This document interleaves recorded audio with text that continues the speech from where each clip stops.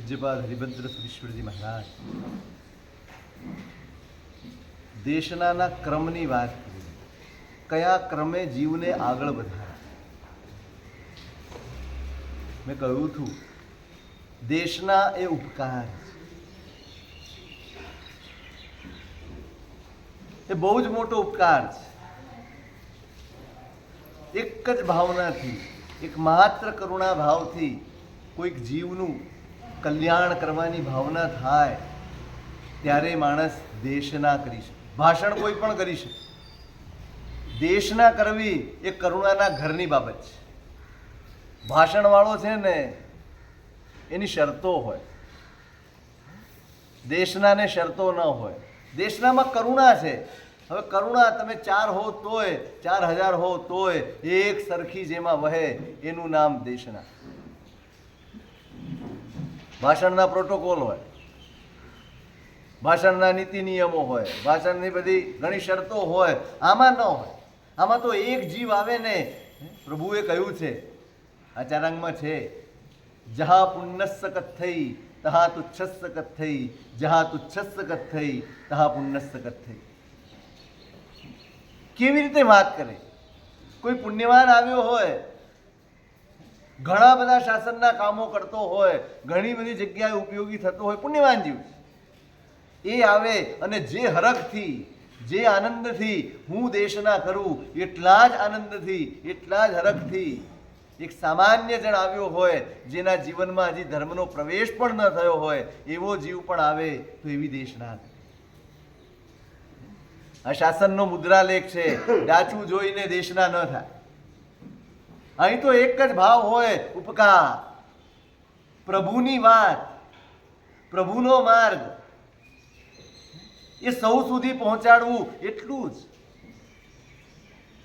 પછી એ જ ઉપકારની ભાવથી પરમાત્માની ભાવના, સવી જીવ કરું શાસન રસી, એ ભાવને આગળ વધારનારું તત્વ છે દેશના. દેશના શું છે? હું મારું કામ નથી કરતો, હું મારું ઉલ્લું સીધું નથી કરતો, હું મારી રોટલી નથી શેકતો.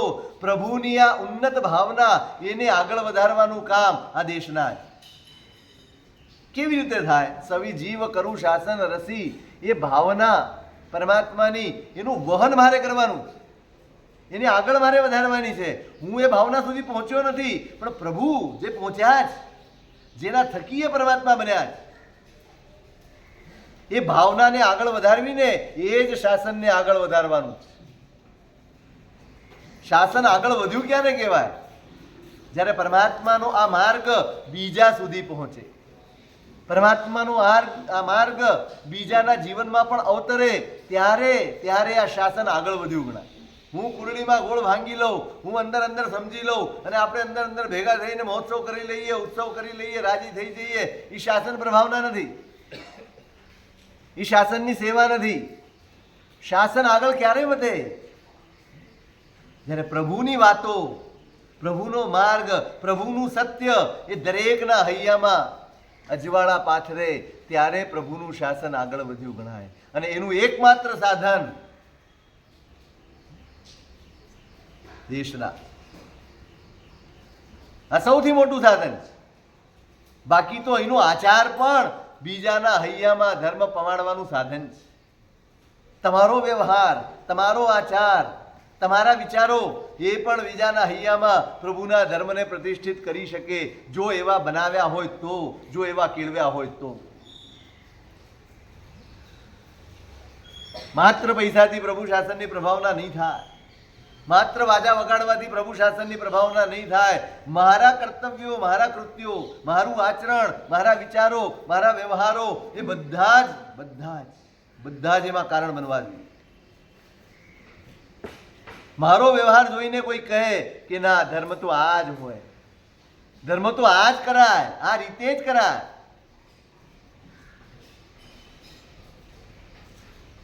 આપણે શાસનને આપણા જીવનમાં સ્પર્શ આપ્યો જ નથી.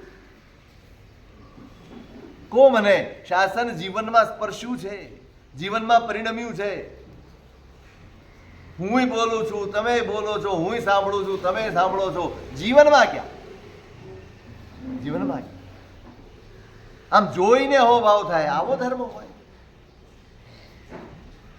આટલી બધી સૂક્ષ્મતા હોય, આવી કરુણા હોય, આવી મૈત્રી હોય, આવી ઉદારતા હોય, જોઈને તમારો વ્યવહાર જોઈને કોઈ ધર્મ પામી જાય ને તો સમજવું કે તમારો ધર્મ સાચો. તમે આરાધ્યો છે ધર્મ, તમે કર્યો હોય ધર્મ એ તમારા પૂરતો સીમિત રહે, તમે આરાધ્યો હોય ધર્મ એ બીજાને પણ સ્પર્શે.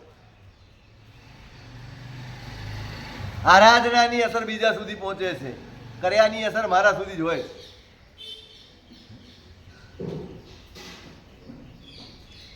એટલે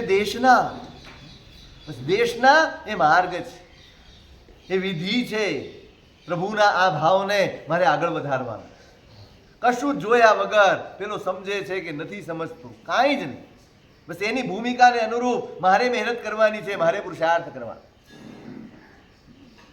બહુ અદ્ભુત માર્ગ છે આ ભગવાન. આગળ વધારતા આ બધું જ સામાન્ય સાધારણ ગુણો, સામાન્ય વ્યવહારો, એની શુદ્ધિ એના હૈયે વસી જાય પછી ગંભીર દેશના આપવાની વાત, પછી આત્માની, નવ તત્વોની, સૃષ્ટિની રચનાની, એમાં રહેલા તત્વોની આ બધી જ વાતો પછી આ.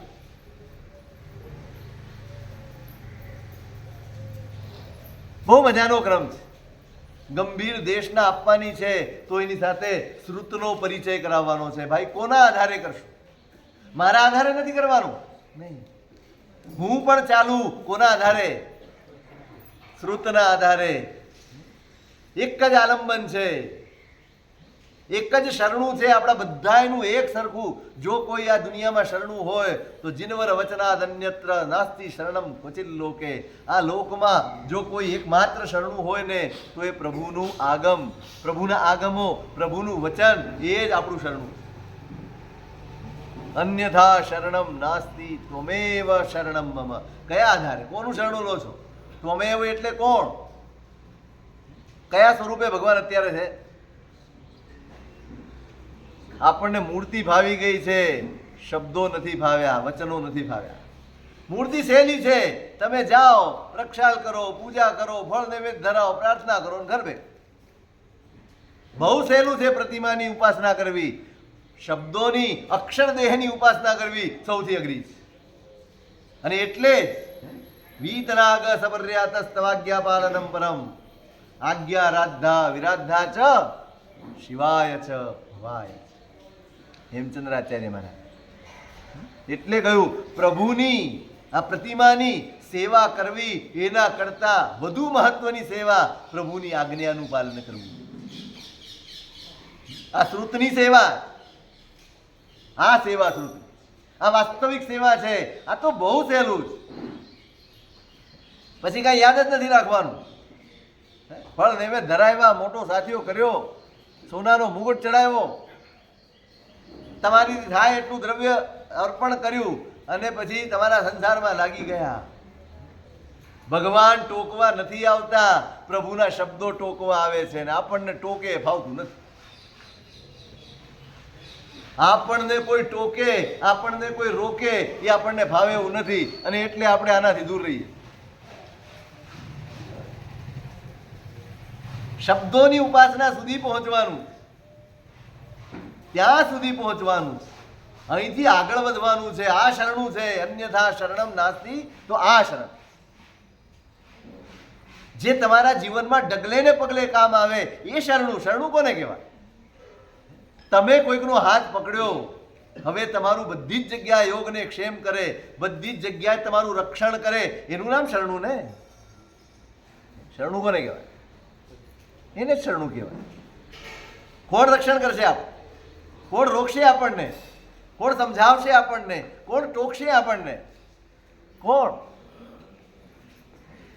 જીનવર વચનાદ અન્યત્ર. કોઈ નહીં, બસ ભગવાનનું વચન, ભગવાનના વાક્યો, ભગવાનના શબ્દો, ભગવાનની વાતો એ જ એકમાત્ર એવી છે જેના શરણે ગયા પછી તમારું રક્ષણ એને હવાલે હોય.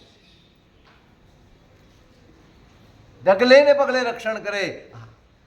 સ્વાધ્યાય આજ છે. સ્વાધ્યાય તમને જગાડે, તમારી ભૂલ દેખાડે, તમને સાવધાન કરે, તમને ચેતવે. આજે આ કર્યું છે, કાલે ના કરતો. આ સ્વાધ્યાય. આ શરણું છે. સ્વાધ્યાય એ જ શરણું છે. સાચું શરણું જ આ છે. તમે જેટલો વખત સ્વાધ્યાયમાં છો એટલો વખત પ્રભુના શરણમાં છો.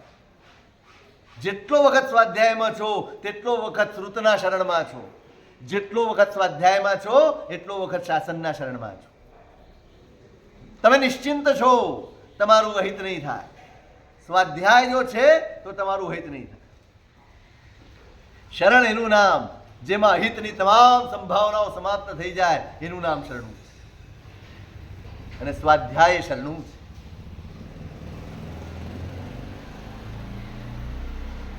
શ્રુત આપવાનું છે. આના જ આધારે આના જ ટેકે મારે આગળ વધવાનું છે. હું પણ એના આધારે ચાલુ, તમે પણ એના આધારે ચાલુ. બધાયનું આલંબન એક જ છે. હા અણાહા હરિભદ્ર સુરી મહારાજનો શ્લોક મેં પહેલે દિવસે કહ્યો હતો તમને.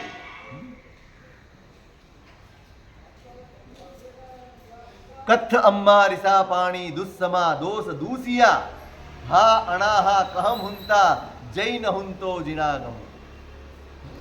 અસંખ્ય દોષો ભરેલા છે પ્રભુ. દુષમ કાલનો એવો કોઈ દોષ નથી જે અમારામાં ન હોય. બધા જ દૂષણો, બધા જ દોષો, એનાથી અમારો આત્મા દૂષિત થઈ ગયેલો છે.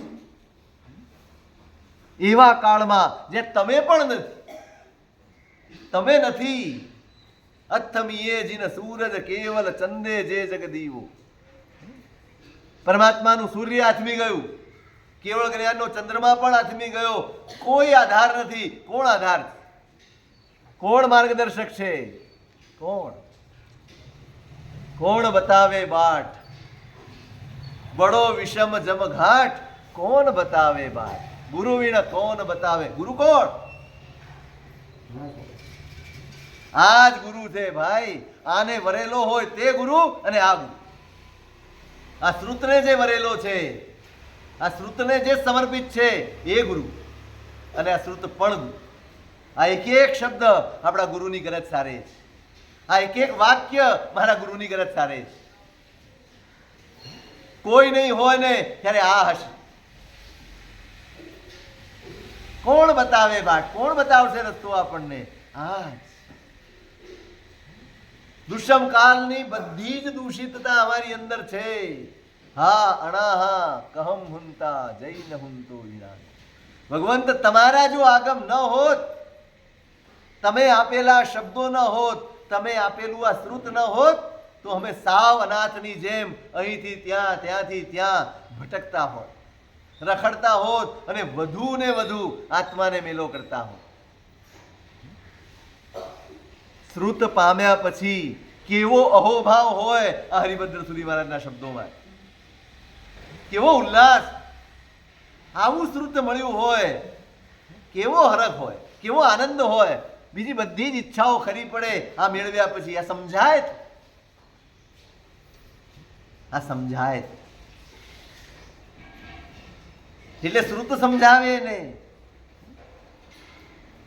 શ્રુતના શરણે લઈ જાય. પણ કેવી રીતે પરખવું ભાઈ? શરણું સાચું લો છો કે ખોટું લો છો ખબર તો પડવી જોઈએ ને. કેવી રીતે ખબર પડશે? પરીક્ષા. અનેક વાતો છે, અનેક લોકોની વાતો છે, અનેક મતની વાતો છે, અનેક દર્શનોની વાતો. દરેક એમ કહે છે કે હું સાચું. દરેક એમ કહે છે કે મારા રસ્તે મોક્ષ છે. શાસન એવું ક્યારેય કહેતું નથી કે મારા રસ્તે મોક્ષ છે. ક્યારેય. શું છે એકમાત્ર ઉપાય? ઉપાધ્યાયજી મહારાજને પ્રશ્ન પૂછવામાં આવ્યો, એકમાત્ર ઉપાય બતાડો જેના સિવાય મોક્ષ ન થાય. જેના સિવાય મોક્ષ થાય જ નહીં, ગમે તે કરો, એવો એક ઉપાય બતાવો. ઉપાય સમતે વિવેકા તત્તદન્ય ક્રિયાવરઃ તત્તત પુરુષ ભેદેન તસ્યા એવ પ્રસિદ્ધ. એક જ માર્ગ છે અને એ છે સમતાનો માર્ગ. જેણે સમતા સિદ્ધ કરી, તમે ક્યાં છો એ મહત્વનું નથી, તમે કયા રસ્તે ચાલો છો એ મહત્વનું નથી. તમારું લક્ષ્ય સમતા છે અને તમારા જીવનમાં સમતા સિદ્ધ થતી હોય ને તો સફેદ વેશ પણ કલ્યાણકારી છે અને ભગવો વેશ હોય તો પણ કલ્યાણકારી.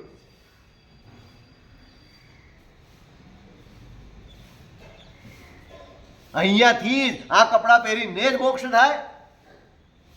મોક્ષનો રસ્તો એક જ છે, સમતાની સિદ્ધિ કરતા જવી. તમે ગમે તે માર્ગે કરો, પહોંચવાનું ક્યાં છે? સૌથી પહેલું મુકામ, મોક્ષની યાત્રા આગળ વધે એના માટેનું સૌથી પહેલું મુકામ સમતા છે. ત્યાં પહોંચ્યા સિવાય કોઈ મોક્ષે જતો નથી, કોઈ પણ નહીં. આ શાસનનો મુદ્રાલેખ, આ શાસનનો પરિચય છે. અહીંયા એમ નહીં કહેવાય કે આ કપડાં પહેરીશ તો મોક્ષે જઈશ, તું ખમાસરું દઈશ તો મોક્ષે જઈશ, તું હીરિયાવાઈ કરીશ તો મોક્ષે જઈશ. જે કરવું હોય તે કર. સવાલ એ આવ્યો, તમે એમ કહો છો કે સમતા એ મોક્ષનો એકમાત્ર માર્ગ છે, તો પછી આટલી બધી ક્રિયાઓ શેના માટે બધા? આટલી બધી ક્રિયા શા માટે? પ્રતિક્રમણ કરો ને, પરિલેણ કરો ને, તપ કરો ને, જપ કરો ને, ક્રિયા કરો ને, પૂજા કરો ને, સેવા કરો ને, આટલી બધી ક્રિયાઓ શેના માટે? તત્તદ પુરુષ ભેદેન, કેટલા જીવો છે આ સંસાર, દરેકની ભૂમિકા જુદી છે, દરેકના આત્માની સ્થિતિ જુદી છે. કોણ કયા માર્ગે આગળ વધશે એ આપણને ખબર નથી. પ્રભુએ અનેક માર્ગો ખુલ્લા મૂકી દીધા. તને શું રૂચે છે? તારો આત્મા શેમાં રમે છે? એ રસ્તે તું ચાલ. હા, પણ ચારિત્રના ભાવ સિવાય. ચારિત્ર તો આપણે અનંતથી વાર લીધું છે ભાઈ. સમજવાનું આ જ છે કે ચારિત્ર એટલા માટે, આ વેશ એટલા માટે પહેરવાનો છે, મને ક્ષણે ક્ષણ યાદ આવે કે હું કયા માર્ગે ચાલી રહ્યો. આ બધાની મહત્તા કેમ? તમને આગ્રહ કરવામાં આવે છે, દેરાસરમાં ધોતિયું પહેરીને આવો, દેરાસરમાં પૂજાના વસ્ત્રો પહેરીને આવો. કેમ? આ દ્રવ્યનું મહત્વ છે. કેમ છે? સ્મરણ રહે, તમે પૂજાના વસ્ત્રોમાં છો તો તમે પરમાત્માની ભક્તિ કરવા જઈ રહ્યા. હવે ભક્તિને અનુરૂપ હોય ને એવા જ વિચારો, એવા જ કામો, એવી જ પ્રવૃત્તિ, એવા જ વ્યવહારો તમારાથી કરી શકાય. તો સીધી વાત છે, ચારિત્ર વીણ નહીં મુક્તિ રે. ન જ હોય પણ ચારિત્ર કીધું છે, બીજું કાંઈ નથી કીધું. સમજો તમે, ચારિત્ર શબ્દ વાપર્યો છે, મેં બતાડ્યું છે. ભગવાન કોઈ દિવસ આ મારું છે એવો દાવો કરતા નથી. પ્રભુ તો જે માર્ગ અનાદિકાળથી છે ને, બસ એને આગળ વધારે, એની સ્થાપના કરે છે. કઈ નવો માર્ગ નથી આપ્યો, કોઈ નવો માર્ગ નથી. અનાદિકાળથી ચાલ્યો આવતો માર્ગ. જે પણ આ માર્ગને સ્પર્શશે એનું કલ્યાણ થશે. એ તો અચ્છેરા છે, એ આશ્ચર્ય છે. પણ એ પરિણામ તો એ જ હોય, પરિણામ એ જ ગણાય, અંતરંગ પરિણામ. હા, ભરત ચક્રવર્તી કેવી રીતે કેવળ જ્ઞાન ક્યાં થયું? ભરતને પણ કેવળ જ્ઞાન ગૃહસ્થના વેશમાં જ થયું, ચક્રવર્તીના વેશમાં જ થયું, હરિતા ભુવનમાં જ થયું. પરિણતિ ચારિત્રની છે ભાઈ, અંદર વૈરાગ્ય છે. એટલે વારંવાર અહીંયા હું કહું છું તમને, તમારી અંદરની દુનિયા બદલો, અંદરના પરિણામ બદલો. આ ઝઘડો છે ને, આ બહારનું પકડી રાખ્યું છે એનો જ. બહારનું એટલું પકડાઈ ગયું છે, એટલો બધો આગ્રહ આવી ગયો છે, એમાં સંકલેશ, એમાં ક્લેશ, હું સાચો ને તું સાચો. શું કરીએ છીએ આપ? શું કરીએ? કેવી નાની નાની વાતોમાં ઝઘડા કરીએ. જ્યાં સ્યાદવાદ છે ત્યાં સંકલેશ સંભવે જ નહીં. સ્યાદવાદ હોય ભાઈ, હોઈ શકે તું પણ સાચો હોઈ શકે. આવી જ્યાં વૃત્તિ હોય, આવો જ્યાં સિદ્ધાંત હોય ત્યાં સંકલેશ હોય. સંકલેશ હોય તો સમજવું ત્યાં સ્યાદવાદની ઉપાસના નથી, સ્યાદવાદની આરાધના નથી. ત્યાં સ્યાદવાદ એ માત્ર ગોખણીઓ શબ્દ છે, ઉપાસ્ય નથી. ઉપાસ્ય બની જાય ને સ્યાદવાદ, એ દિવસે સંકલેશ જાય, ક્લેશ જાય, ઝઘડા જાય. શેના માટે? હું છદમસ્ત છું, તમે છદમસ્ત. તમને એમ લાગે છે કે આ રીતે કરવાથી સારું છે. માત્ર જોવાનું એટલું જ છે, એની યાત્રા સમતા તરફની છે ને. એ કયા માર્ગે ચાલે છે? હરિભદ્ર સુરી મહારાજે યોગ દૃષ્ટિમાં બહુ સરસ કહ્યું. બધી જ નદીઓ ક્યાં મળે છે? કોઈ પણ રસ્તે આવે, બધી જ નદીઓ જઈને સમુદ્રમાં મળે છે. એમ કોઈ પણ રસ્તે ચાલે, મોક્ષનો માર્ગ સમતામાં આવીને જ મળે છે. એટલે કોઈ ગમે તે રસ્તે આરાધના કરતો હોય ના નહીં પાડતા. એટલું જ જોજો સમતા તરફ આગળ વધી રહ્યો છે. જો સમતા તરફ આગળ નથી વધી રહ્યો તો આ વેશમાં પણ એ ભટકી ગયો છે, અને જો સમતામાં આગળ વધી રહ્યો છે તો આ વેશમાં પણ એ સાચા રસ્તે. બહારથી કોઈને માપતા નહીં, બહારથી કોઈનું માપ કાઢતા નહીં, કોઈના પ્રત્યે અભિપ્રાય આપતા નહીં. ચકાસણી આટલી જ છે, આ સમતાના માર્ગે છે કરવા. આપણે તો ક્ષણે ક્ષણે દરેક નાની અમથી વાતમાં આપણામાં ન હોય ને એ બધા મિથ્યાત્વી જ હોય. કેવી રીતે સંભવ છે ભાઈ? કેમ સમતાનો ઇજારો લઈને બેઠા છો? અને જો તમારો ઇજારો હોય તો તમારામાં સમતા કેમ નથી? તમે એમ કહેતા હો કે અમારા માર્ગે સમતા છે તો તમારામાં તો આવી નહીં. કેમ ન આવી? ખાલી દાવા કરવાના, ખાલી ગમે તેના માટે શબ્દો વાપરી દેવા. એવા એવા સંતો થયા છે, આ રમણ મહર્ષિ જેવા, રામકૃષ્ણ પરમહંસ જેવા. તમે વાંચો એમના ચરિત્ર, ખબર પડે. દાવો કરવો એક વાત છે અને ઉપાસના કરવી એ બીજી વાત છે. ઉપાસના કરનારો દાવાઓ ન કરી શકે, કરે જ નહીં. દાવાની વૃત્તિ સમાપ્ત થઈ જાય ઉપાસના કરનારો હોય. ઉપાય સમતે વિવેકા, એકમાત્ર માર્ગ છે સમતાનો. આટલી ક્રિયાઓ, દરેક વ્યક્તિની ભૂમિકા અલગ છે. કોઈ ક્રિયાના માર્ગે, કોઈક ભક્તિના માર્ગે, કોઈક વ્યાવચના માર્ગે, કોઈક જપના માર્ગે, કોઈક તપના માર્ગે, કોઈક આ માર્ગે, ગમે તે માર્ગે જઈને આવશે સમતા.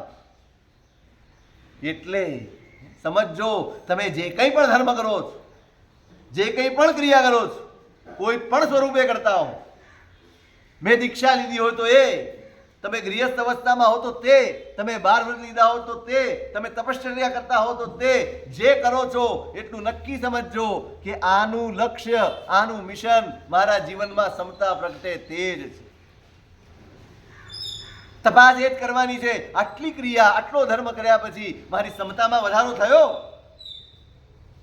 જો થયો છે ને, થોડોક પણ સમતામાં વિકાસ થયો તો સમજવું કે તમારો ધર્મ સાચા ટ્રેક ઉપર છે.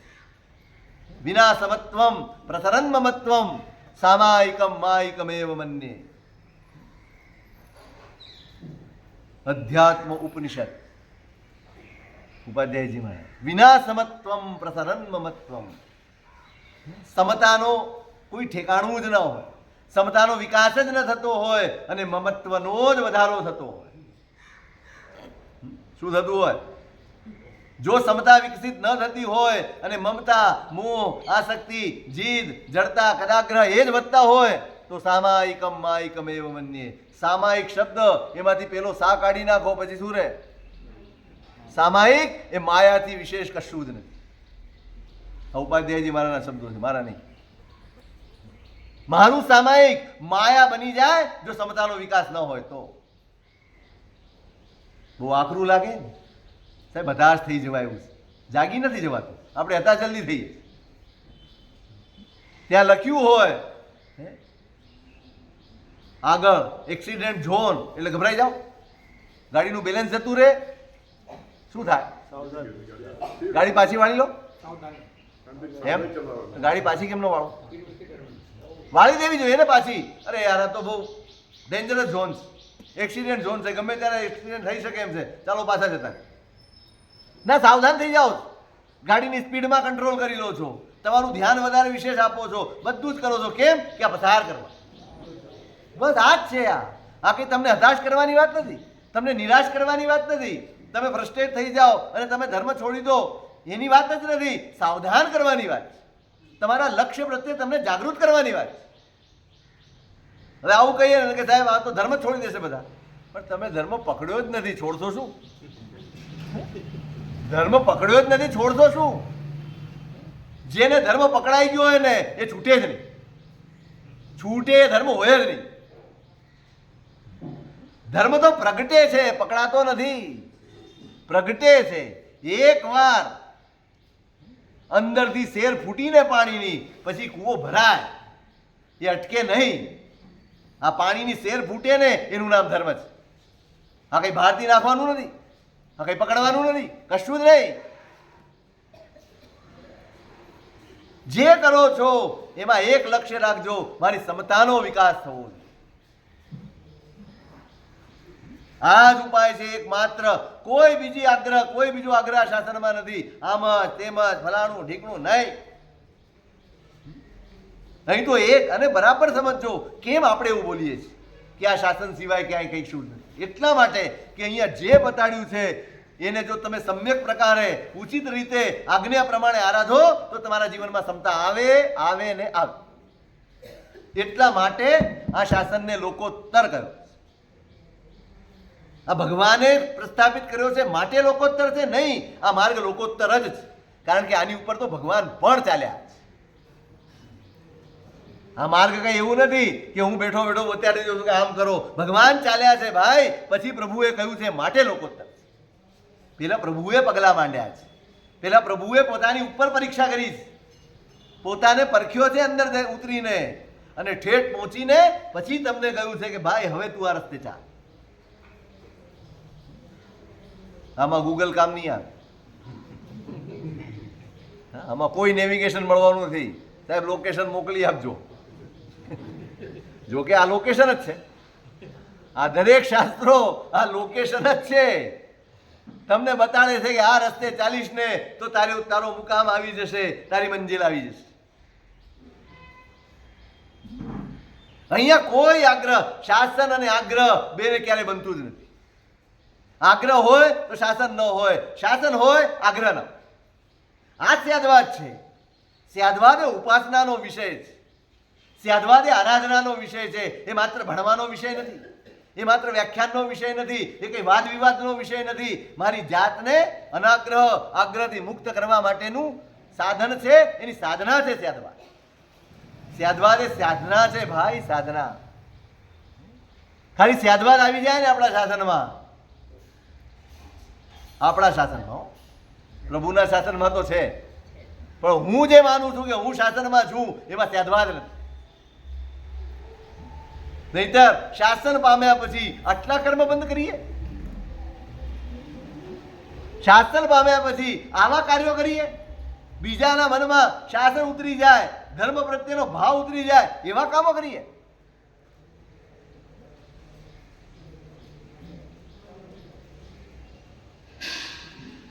શ્રુતની વાત. ઉપાય સમતે વિકા, એકમાત્ર ઉપાય સમતા છે. ઉપાધ્યાયજી મહારાજે જવાબ આપ્યો, ભાઈ હું કાંઈ કહેતો, બીજું કંઈ જ નહીં. તમારે જે માર્ગે ચાલવું હોય, જમ સેમ તમ સમાયરે, તમને ઠીક લાગે એ માર્ગે પગલાં માંડો, પણ તમારું મોઢું, તમારી દિશા, તમારું લક્ષ્ય સમત્વ તરફ હોવું જોઈએ. આ જ ધર્મ છે, આ જ સાધના છે, આ જ સાધનાની સિદ્ધિ, આ જ સફળતા છે. તમારા એક ખમાસરાની સફળતા પણ સમતા જ છે, અને ચારિત્ર લો એની સફળતા પણ સમતા છે. ભલે થોડું થોડું આગળ વધશું પણ સમતાના માર્ગે. આ અનાગ્રહનું શાસન છે, આ અનાગ્રહનું શાસન છે. તને આ ગમે છે, ચાલ બેટા, લક્ષ્ય બતાડું હું, એને ના ન પાડું, એને લક્ષ્ય બતાડ. તું જે કરે ભલે તને આમ સમજાય છે, તું આમ કર. તમારે ગમે તે જમવું હોય જમો, પણ ધ્યાન શેનું રાખવાનું? હે વધારે નહીં ભાઈ, સ્વાસ્થ્યનું ધ્યાન રાખ. મુખ્ય શું છે? ખાવાનો ઉદ્દેશ્ય શું છે? સ્વાસ્થ્ય એ ઉદ્દેશ્ય હોય, શોખ નહીં. શોખ હોય અને તમે કરતા હો ને સ્વાસ્થ્યને નુકસાન કરતું હોય તો ના પાડે, નિષેધ કરવો પડે. બસ લક્ષ્ય એક જ છે, ખાવાનું. તમને રોટલી ભાવે તમે રોટલી ખાઓ, તમને રોટલો ભાવે તમે રોટલો ખાઓ. વાંધો શું છે? અહીં તો આપણે એમાં ઝઘડીએ. આપણા ઝઘડા એના જ, આપણા સંકલેશ એના જ. નહીં, કાસાની થાળીમાં જ ખવાય. એટલે તારે જેમાં ખાવું હોય ખા ને, જેમાં ખાવું હોય ખા, જે ખાવું હોય ખા. આરોગ્ય જળવાવું જોઈએ. એમ તારે જે ભાંગે આરાધના કરવી હોય કર, જે વિકલ્પની આરાધના કરવી હોય કર. સમતા જળવાવી જોઈએ. હું કરતો હોઉં અને મને એમ લાગે કે આ બધા ખોટા છે તો સમજવાનું કે મારી આરાધના જ ખોટી, મારી સમજણ જ ખોટી. બીજાને ખોટા કહેવાનું મન થાય ત્યારે સમજવું કે હું જ ક્યાં ખોટો છું. મન શેનું થાય? શેનું મન થાય? ખોટા કહેવાનું મન થાય, ઝઘડા કરવાનું મન થાય. કોઈકની બુદ્ધિ બદલવાનું મન થાય, કોઈકને ભરમાવાનું મન થાય. શું ચાલે છે? સાધવાદની ઉપાસના ચાલે છે, સાધવાદની આરાધના ચાલે છે. શેની ચાલે છે? હા, સમજવા જેવું. એટલે શ્રુતનું શરણું કહ્યું છે ભાઈ. કોઈ વ્યક્તિના શરણે ગયો ને ડૂબ્યો છે. ગુરુ પણ હમણાં કહ્યું શરૂઆતમાં, શ્રુતના શરણે હોય એ જ ગુરુ હોય, જેનું દરેક પગલું શ્રુતને અનુસરતું હોય, જેની દરેક વાતમાં શ્રુત મુખ્ય હોય. હું નહીં, હું એમ માનું છું માટે સાચું, ખોટો હું નથી માનતો. હું શું માની લેવાનું? મારું જ્ઞાન કેટલું, મારી પહોંચ કેટલી, મારી સમજણ કેટલી, મારો ક્ષયોપશમ કેટલો. બોલિયા બોલ જે તે ગણું સફલ જો છે તુજ સાખરે. સ્વામી સી મંધરા તું જયો. સવાસો ગાથાનું સ્તવન. ઉપાધ્યાયજી મહારાજ જેવા જ્ઞાની મહાપુરુષ ઈ પણ એમ કહે છે કે મારું કોઈ પણ વચન ત્યારે જ સાર્થક છે, ત્યારે જ સાચું ગણાય જેમાં પ્રભુ તમારી મુદ્રા હોય, જેમાં તમારા આગમની મુદ્રા હોય, જેમાં તમારા વચનોનું સાક્ષી હોય. એ જ મારું વચન સાચું. હું બોલું એટલા માટે સાચું નહીં. બોલિયા બોલ જે તે ગણું સફળ, તો જ સફળ ગણાય જો છે તુજ સાખરે. તમારી સાક્ષી હોય, તમારા વચનની સાક્ષી હોય તો જ મારું વચન એ સાચું.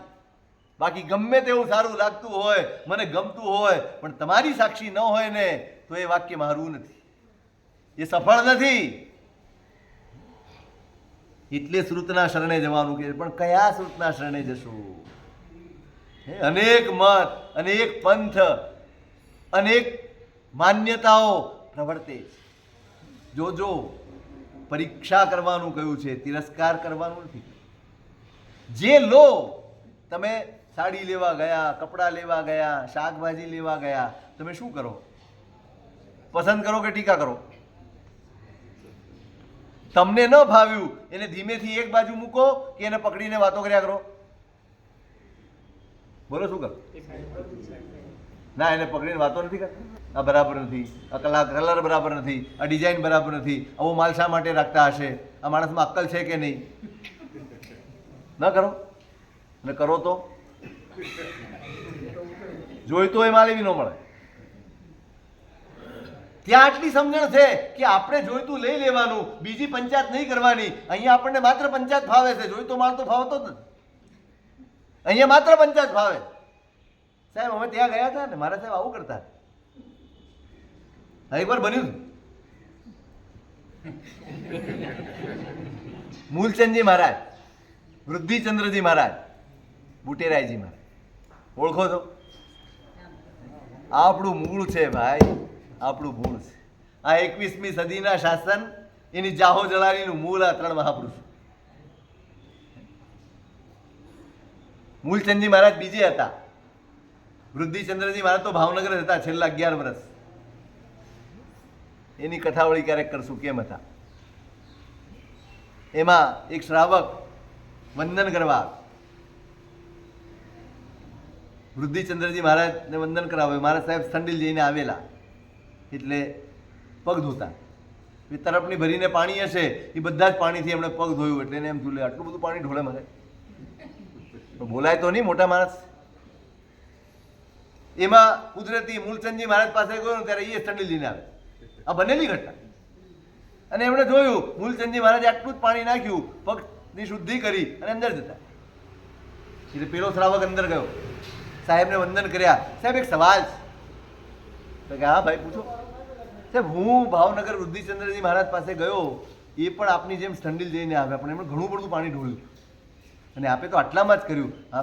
આપણું ચારિત્ર આવું કેમ? સવાલે પૂછ્યું.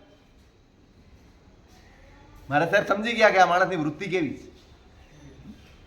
પંચાયતની વૃત્તિ હોય ને, એ માણસ કોઈ પણ વાત કહેવા માટે પણ પાત્ર હતો. એટલે મૂલચંદજી મહારાજે કીધું કે ભાઈ એવું છે ને કે વૃદ્ધિચંદ્રજી મહારાજ છે ને પૂર્વ ભાવમાં બ્રાહ્મણ હતા ને, એટલે એને જરા શૌચનો વધારે હોય, એટલે એ વધારે પાણી ઢોળે. હું છે ને પૂર્વ ભાવમાં વાણિયો હતો, એટલે વાણિયો કંજૂસ હોય, એટલે હું ઓછા પાણીથી ધોઉં છું. પણ તું છે ને પૂર્વ ભાવમાં ચાંડાલ હતો, એટલે તને આ પંચાયત પૂછે. ઊભો થઈને રવાના થઈ.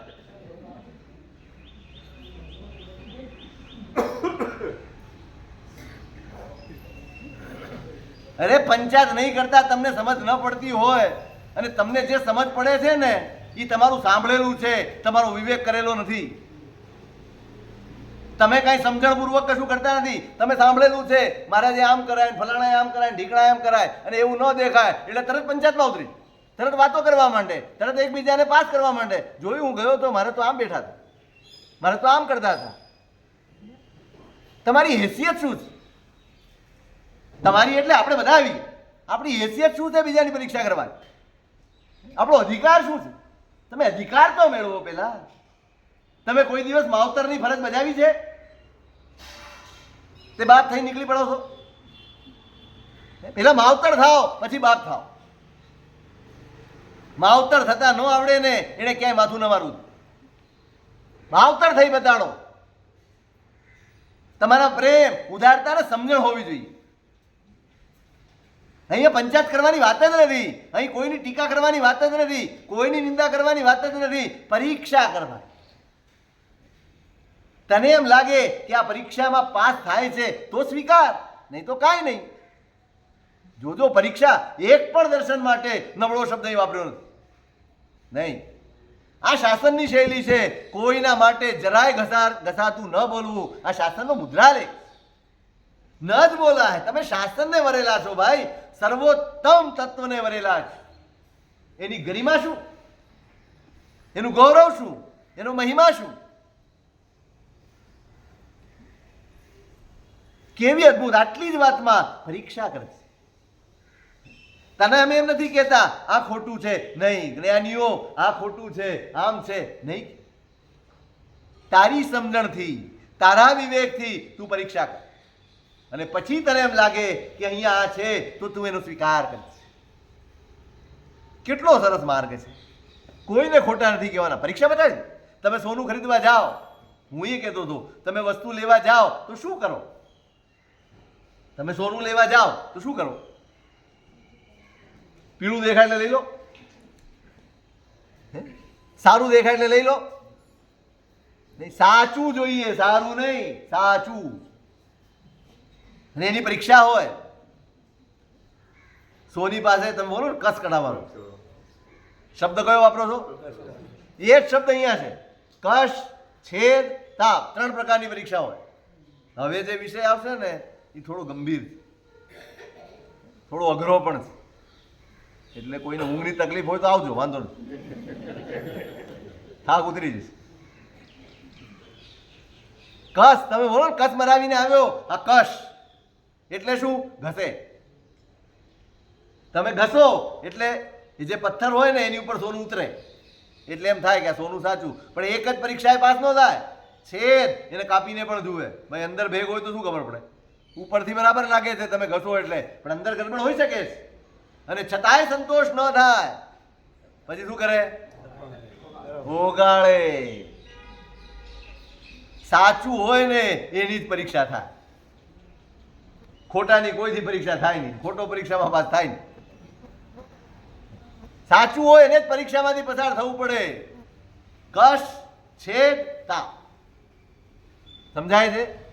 એટલે તમે વસ્તુ લેવા જાઓ, તમારે શું લેવાનું છે એની તમે પરીક્ષા કરો. તમે આ ખોટું કેમ રાખ્યું, તમે આવું કેમ રાખ્યું, તમે કોઈ પંચાયતમાં પડતા નથી. એમ અહીંયા કરજો, એમ તમારા જીવનમાં કરજો.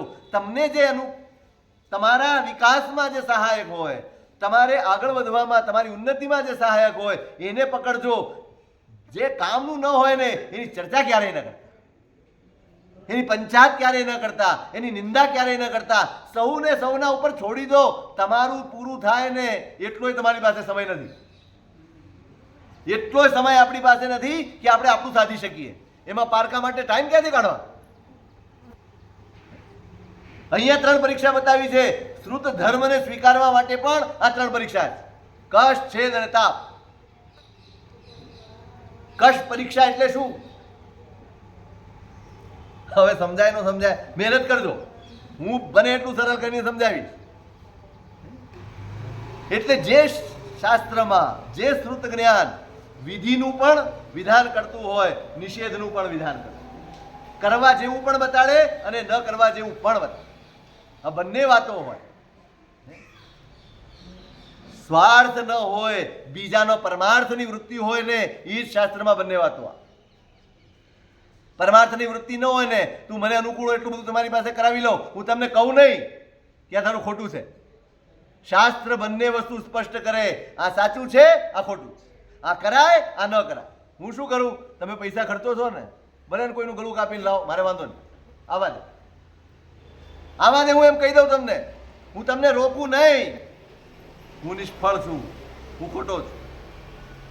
મારામાં એ સત્વ હોવું જોઈએ કે હું તમને એમ કહું, ભાઈ બરાબર છે, તમે સંપત્તિ ધર્મ માર્ગે ખર્ચો છો, એ વાત સાચી છે, પણ સંપત્તિ ખોટા રસ્તે લાવો છો, એ વાત બરાબર નથી. કહી શકાય એવું છે? કહી શકાય એવું છે? તમે એમ કહો થાય તો બધું બંધવાનું બંધ થઈ જશે, કઈ વાંધો નહીં, કશું બંધાવું નથી. અરે યાર, બંધાવું તો અહીંયા છે દેરું, આ હું બંધાઈને કરું છું. બધી પ્રતિષ્ઠાઓ અહીંયા કરવાની છે, આ તો આલંબન છે.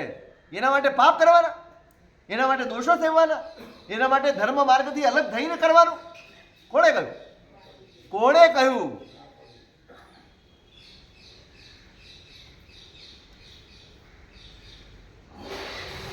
ધર્માર્થમ યસ્ય વિત્તેહા, હું બોલી ચૂક્યો છું પેલા.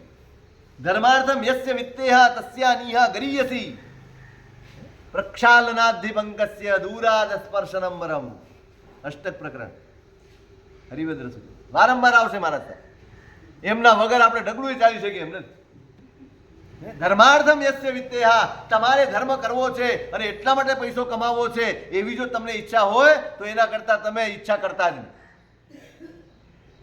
બહુ સ્પષ્ટ નિષેધ કર્યો છે. તસ્યા નિયાગ્રયસી, એના કરતા પૈસો કમાવાની ઈચ્છા ન કરવી, ધર્મ કરવાની ઈચ્છા ન જ કરવી. પૈસો કમાઈને ધર્મ કરવું છે એવો જો ઈચ્છા હોય તો એવી ઈચ્છા કરતા જ નહીં. કેમ? પ્રક્ષાલનાધિપંકસ્ય દૂરાદ સ્પર્શનમ. પેલા કાદવમાં હાથ નાખું અને પછી હું ધોવા જાઉં, એના કરતા કાદવમાં હાથ નાખું. પેલા 18 પાપસ્થાનક સેવું, માયા પ્રપંચ કરું, કોઈકને લૂંટું, છેતરું, બધું જ કરું અને કરોડ રૂપિયા કમાવું અને લાખ રૂપિયા અહીંયા ખર્ચું. કાદવમાં હાથ નાખો, પેલા બધું જ ખોટું આચરણ કરો, બધા જ પાપ સ્થાનકોનું સેવન કરો, અનિવાર્ય ન હોય એવા પણ પાપો સેવો, લોભના કારણે સેવો, અને પછી એ ધોવા આવો, તમારા બ્લેકના વ્હાઈટ કરવા આવો. હા, અહીંયા એ ધંધા ચાલે, થઈ જાય ને. ખર્ચવાનો લાખ, લખાવવાના 5 લાખ, 4 લાખ વ્હાઈટ થઈ જાય કે નહીં? ફટ આ ધંધા, આ માટે ધર્મ છે, આ માટે ધર્મ સ્થાનક નહીં. નિષેધ, શાસ્ત્ર એનું નામ જે તમને સ્પષ્ટ દીવો ધરે, તું ખોટો છે. તું ગમે તેવો મહાન હોય તો પણ તું ખોટો. આકશ પરીક્ષા, શાસ્ત્રની પરીક્ષા અહીં છે. એ કોઈને પંપાળે એ શાસ્ત્ર ન હોય, જે કોઈના પાપને ઢાંકવાનો પ્રયત્ન કરે એ શાસ્ત્ર ન હોય, એ શ્રુત ન હોય. જેવું હોય એવું દીવા જેવું ચોખ્ખું દેખાડે એનું નામ શાસ્ત્ર. આ કરાય અને આ ન જ કરાય. કોઈ પણ હોય, ભગવાને ખોટું કર્યું છે ને તો એમને પણ ભોગવવું પડ્યું. આપણે એમ કહીએ કે તો તીર્થંકર થવાના છે, એનામાં કોઈ નહીં, કશું જ નહીં. તીર્થંકર થવાનું હોય ને એને પણ સકડા રહેવું પડે, એને પણ સીધા જ ચાલવું પડે. એ ભૂલ કરે તો એના માટે પણ જે પરિણામો શાસ્ત્રમાં લખ્યા છે મળે. આને કશ પરીક્ષા કહેવાય. જ્યાં વિધિનો પણ વિધાન છે અને નિષેધનું પણ વિધાન છે, અને સ્પષ્ટ વિધાનો. ગલ્લા તલ્લા વાળું નહીં. ના ના ચાલશે, હો આપણે કરીએ છીએ, ના ના ચાલશે, આટલું ચાલશે, વાંધો નહીં. અને એમાં આપણે ભાવી ગયા, એમાં આપણે એટલું બધું ભાવી ગયા છીએ, સાહેબ આ ચાલશે, ચાલ ઈ બાને ધર્મ તો કરે. હવે ખબર છે એને કાંઈ જરૂર નથી આ બધા અપવાદોની. અપવાદને નથી એવું નથી, અપવાદો છે શાસ્ત્ર, પણ કોના માટે? અનિવાર્ય સંયોગો હોય ત્યારે અપવાદ. આ તો માંદા હાજે છૂટ, કેવી માંદગીમાં છૂટ ને બહાર જઈએ તો છૂટ, તો ઘરથી બહાર જ રહો છો તમે, અંદર ક્યાં રહો છો? જેના વિધિ અને નિષેધ બંનેનું સ્પષ્ટ વિધાન જેમાં હોય, આ કશથી પરીક્ષિત થયેલું શાસ્ત્ર. પછી આવે છેદ. કશમાં તો કસોટીમાં પાર ઉતરે, છેદ શું છે? તત્સંભવ પાલના ચેષ્ટોક્તિશ્છેદ. હવે જે વિધિ અને નિષેધ કર્યા છે એમાં આગળ વધવા માટે કોઈ ક્રિયા એ પણ બતાડે, એ પણ એનું પણ વિધાન હોય કે ભાઈ તમે આમ કરજો. તમને કીધું કે ભાઈ સામાયિક કરજો. શું કીધું? સામાયિક કરજો. હવે સામાયિકમાં બંનેનું વિધાન છે, આ કરાય ને આ સ્પષ્ટ છે. હમણાં મેં કહ્યું તમને વિના સમત્વમ પ્રસરન મમત્વમ, આ સ્પષ્ટ વિધાન છે. તમે સામાયિક કરો છો તો એમાં કરવા જેવું શું છે એ પણ બતાડવામાં આવ્યું છે, અને નહીં કરવા જેવું શું છે એ પણ. એટલે જે વિધાન કર્યું છે કરવાનું અને ન કરવાનું એને અનુરૂપ ક્રિયાનું પ્રતિપાદન જ્યાં હોય એ છેદ શુદ્ધ શાસ્ત્ર. ખાલી વિધાન કરીને બેસી જાય આ કરાય ના ન કરાય, પણ એને અનુરૂપ ક્રિયા, એને અનુરૂપ અનુષ્ઠાન, એને અનુરૂપ આરાધના જેમાં બતાડવામાં આવી છે એ છેદ શુદ્ધ શાસ્ત્ર ગણાય. સમજાયું? શું સમજાયું? એની ચર્યા એવી બતાડે કે જેમાં આ બંનેનું દર્શન થાય. શું સમજ્યા?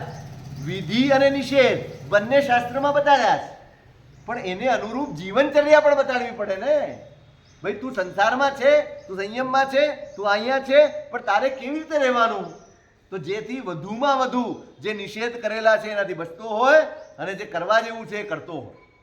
આવું જીવન એનું પણ દર્શન જ્યાં કરાવ્યું હોય એ છેદ શુદ્ધ શાસ્ત્ર કહેવાય. ચલો બતાડ્યું છે કે નહીં? તમારા શ્રાવકનું જીવન હોય કે અમારા સાધુનું જીવન હોય કે સામાન્ય વ્રત ન લેનારું હોય એવો ગૃહસ્થ હોય એના માટે પણ શું બતાડ્યું છે? કઈ ચર્યા બતાડી છે? કઈ છે? શ્રાવક કંઈક પણ કરે ને, ધંધો કરે ને, ત્યાં પણ ખબર પડે કે આ કરાય ને આ ન કરાય એમાંથી ઝલકતું હોય. તમારી દરેક ચેષ્ટામાંથી પ્રભુના વચનો ઝલકતા હોય, શાસ્ત્રના વચનો ઝલકતા હોય કે ભાઈ આ આમ કેમ નથી કરતું? તો કે નહીં, ના પાડવામાં આવી છે, આ ન કરાય. અને આમ કેમ કરે છે? તો કે એમ કહેવામાં આવ્યું છે કે આ જ કરાય. તમને ઘણા પૂછે આ ખવાય ને આ ન ખવાય, હું માથાકૂટ કરો છો આટલી બધી? કેમ નથી ખાતા? જેની ના પાડી છે, જે સમજાવ્યું છે એવી ચર્યા પણ બતાડી. માત્ર ના નથી પાડી, તમારી જીવનચર્યા પણ એવી બતાડી છે કે જેમાંથી આ ઝલકે. અને જે કેવું બતાડે, લખેલું ન હોય છતાંય ખબર પડે કે હા આ જ હોવું જોઈએ. મેં તમને એક દાખલો આપ્યો, અમારા સમુદાયની મર્યાદાનો દાખલો આપ્યો કે 21 જૂન આવે પછી તમારે વિહાર નહીં કરવા. હવે તમે શાસ્ત્રમાં શોધવા જાઓ, મળશે? એકે આગમમાં, એકે શાસ્ત્રમાં, એકે ગ્રંથમાં ક્યાંય નહીં મળે આ વિધાન. અને છતાંય આ વિધાન એમ બતાડે છે કે શાસ્ત્ર એવું કહે છે કે આ કરવાથી હિંસા થશે, માટે આ કરવા જેવું નથી, આ ન કરવું એ ધર્મ છે. તો જે બતાડ્યું ન હોય ને એ પણ જે ચર્યામાંથી ઝલકે એનું નામ છેદ શુદ્ધ શાસ્ત્ર. શ્રાવકને કહ્યું છે ચોમાસામાં બહાર નથી નીકળવાનું. હમણાં આપણે ત્યાં ઘણી વાર એટલે ઝઘડો થાય છે, ચોમાસામાં યાત્રાનો ઘણો ઝઘડો થાય, દર વર્ષે એની માથાકૂટ હોય. બતાડો ક્યાં લખ્યું છે શાસ્ત્રમાં? બધું શાસ્ત્રમાં જ લખેલું મળે. ભગવાનને એમ હતું કે આ લોકો વિવેક કરશે, એમને ખબર નહોતી કે લખી જવું, નહીં તો લખી જા. ભગવાને જરા ભરોસો મૂક્યો કે ભાઈ આટલી અક્કલ તો ચાલશે. હવે ન્યાય ભણીએ ને એમાં એક લક્ષણ આવે,